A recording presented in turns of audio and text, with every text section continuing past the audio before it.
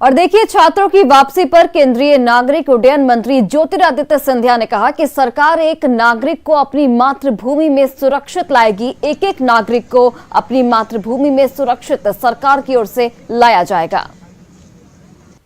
130 crore Indians are with you every step of the way, and we will leave no stone unturned until every single one of our citizens are back safely back home in India.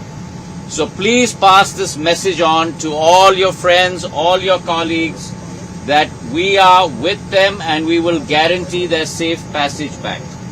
Pradhan Mantri ji is in touch with the Ukrainian Rashtrapati ji. The conversations are on to ensure that everyone is brought home safely.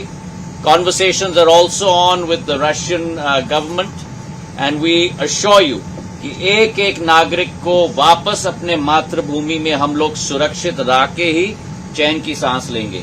बहुत बहुत आप लोगों का स्वागत प्रधानमंत्री जी की तरफ से, और एयर इंडिया के सभी क्रू को भी मैं अपने तहे दिल से धन्यवाद देना चाहता हूं कि आप लोगों को लाने के लिए इतनी मेहनत और मशक्कत की।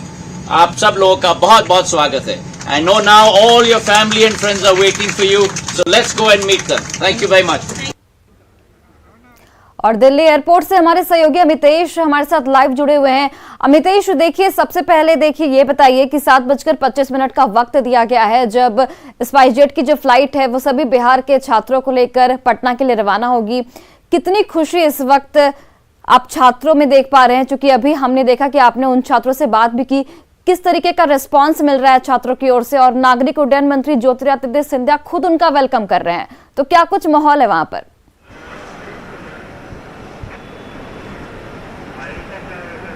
जी हाँ, बिल्कुल।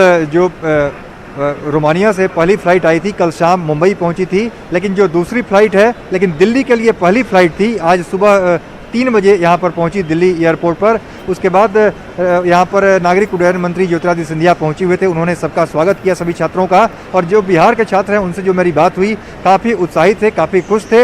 एक चेहरे पर सुकून का भाव उनके नज़र आ रहा था। उनको लग रहा था, एक तरफ तो उनके जो पढ़ाई में जो बाधा उत्पन्न हुई है उसको लेकर के उनको तकलीफ जरूर थी, लेकिन उनका यही कहना है कि अभी हम सुरक्षित अपने घर वापस आ गए हैं। अब भारत जब पहुंच चुके हैं, इसके बाद भारत आने के बाद दिल्ली से जब पटना के लिए रवाना हो रहे हैं, तो उनके चेहरे पर एक सुकून का भाव और खुशी साफ तौर पर झलक रही थी। और ख़ास तौर से जिस तरह से इंडियन एम्बेसी ने काम किया है और वहाँ पर उनको मदद मिली, उसको लेकर के काफ़ी उत्साहित थे, काफ़ी तारीफ़ कर रहे थे। कई छात्रों से मेरी बात हुई, उनका ये कहना था कि केवल इंडियन फ्लैग वहाँ पर लगा करके चलने से हम लोगों को काफ़ी वहाँ पर सुरक्षा की भावना ऐसी फील हो रही थी, और न रसिया की तरफ से न ही यूक्रेन की तरफ से किसी भी तरह से हमें कोई खतरा नज़र नहीं आता था। तो इंडियन फ्लैग की एक खासियत रही और काफ़ी हम लोगों को गर्व महसूस हुआ। हम लोगों को काफ़ी मदद मिली, इंडियन एम्बेसी ने भी काफ़ी मदद की, और भारत सरकार की मदद से जब यहाँ पर उनको दिल्ली लाया गया, तो दिल्ली एयरपोर्ट पर आते ही यहाँ पर बिहार सरकार की तरफ से जो हेल्प केंद्र बनाया गया है, जो हेल्प डेस्क बनाया गया है बिहार भवन की तरफ से, यहाँ पर प्रोटोकॉल ऑफिसर हैं जिनसे मैंने बात भी की है थोड़ी देर पहले, सभी लोग यहाँ पर मौजूद थे। उन्होंने सभी छात्रों से उनका हालचाल पूछा, उनके जो उनके कंसर्न थे उनसे उनके बारे में बातचीत की, और उनका टिकट बिहार सरकार अपने खर्च पर, जैसा पहले भी कहा गया था, मुख्यमंत्री नीतीश कुमार ने कहा था, बिहार सरकार अपने खर्च पर उन्हें दिल्ली से पटना लेकर जा रही है। तो 7:25 की फ़्लाइट है स्पाइस जेट की। थोड़ी देर में यहाँ से रवाना होने वाले हैं वो 7 छात्र। तो 7 छात्र यहाँ पर आए थे, जो कि हेल्प डेस्क बिहार सरकार की तरफ से बनाया गया दिल्ली एयरपोर्ट पर वहाँ पर। लेकिन एक ऐसी भी छात्रा जो है शालिनी ठाकुर मुजफ्फरपुर की थी, उनसे मेरी मुलाकात हुई। वो दिल्ली में ही उनका घर है, तो अलग से अपने चली गई, बिहार सरकार की उन्होंने मदद नहीं ली और यहाँ दिल्ली चली गई। तो इस तरह से कुल देखा जाए तो 8 छात्र छात्राएँ यहाँ पर दिल्ली पहुँचे हैं इस पहली फ़्लाइट से, जो कि रोमानिया से दिल्ली पहुंचने वाली जो पहुंची थी सुबह 3 बजे। और कुछ देर बाद 8:30 बजे का टेंटेटिव टाइम है, जिसमें दूसरी फ़्लाइट जो आएगी वो हंगरी से आएगी यहाँ पर। और हंगरी से जो फ़्लाइट आएगी उसमें 240 पूरे छात्र हैं भारत के, अलग अलग स्टेट से देखा जाए तो, लेकिन बिहार के उसमें भी 10 से 15 छात्र छात्राएँ हो सकते हैं, ऐसा अनुमान लगाया जा रहा है। अमितेश, अगर एक आंकड़े पे गौर करें तो अभी तक जो ये ऑपरेशन गंगा है, इसके तहत कितने छात्र वापस आ चुके हैं और कितने छात्र अभी फंसे हुए हैं जिन्हें इवैक्यूएट करना बाकी है?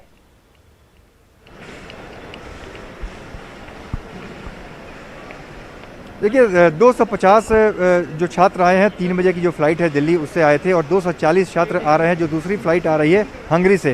तो हंगरी से जो आज देखा जाए तो 250 छात्र आ चुके हैं।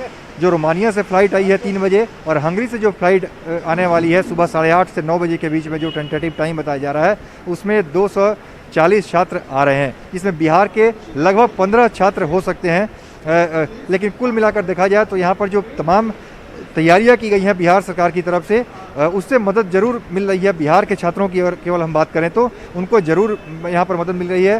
हेल्प डेस्क बना हुआ है यहाँ पर एयरपोर्ट के अंदर ही, और वहाँ पर आकर के छात्र अपनी बात रखते हैं।